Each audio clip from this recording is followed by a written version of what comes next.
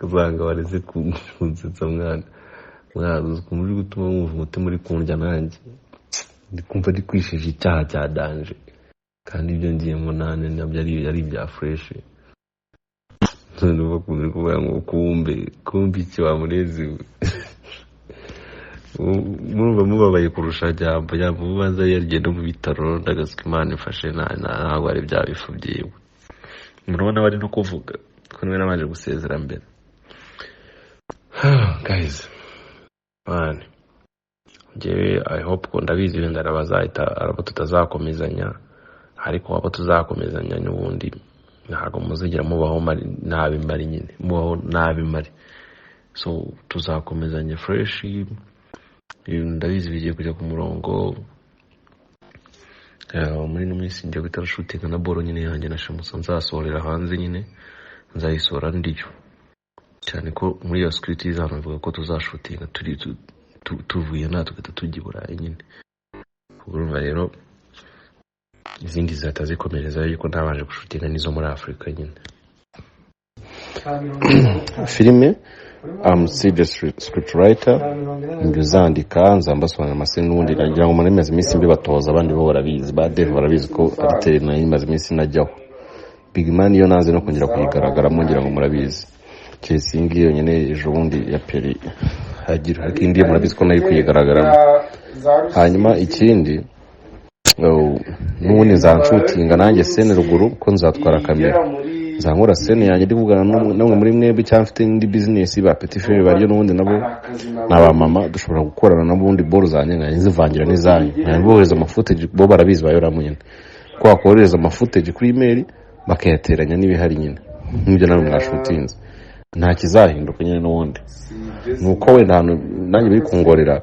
ntago manemere kongera kuhava imyaka 5 itarashira ngo mbonye ubwene gihugu ariko ndabimanaginga gutyo wenda tukaza tuyisoza hanyuma ari indi boro n'indi kwandika nyine n'ubwo bazi iminsi mbeshya ngo niyanjye na Shamusa nzayiridinga nyine nayo ariko yo n'undi ifite ama episode makeya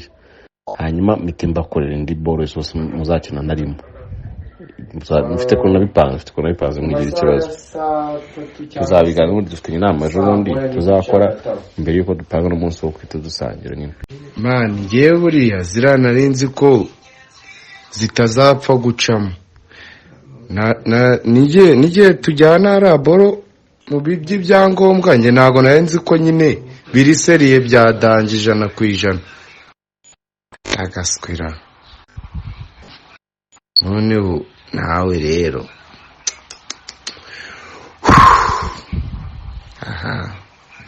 ahubwo muvandi biriya mani no kuganira ariko nta uteye ku muntu utakwifuza kugenda n'utakwifuriza ibyiza ariko mwanjye samano mind umuntu umugabo umuntu mukuru ushaka wish you success kabisa ewana ishya n'ihirwe mu nzira yawe kabisa ahubwo Imana kugenda imbere naricyo nakwisabira banza wiyereke kasha mbere yo kugenda basi ndurasiga umwisha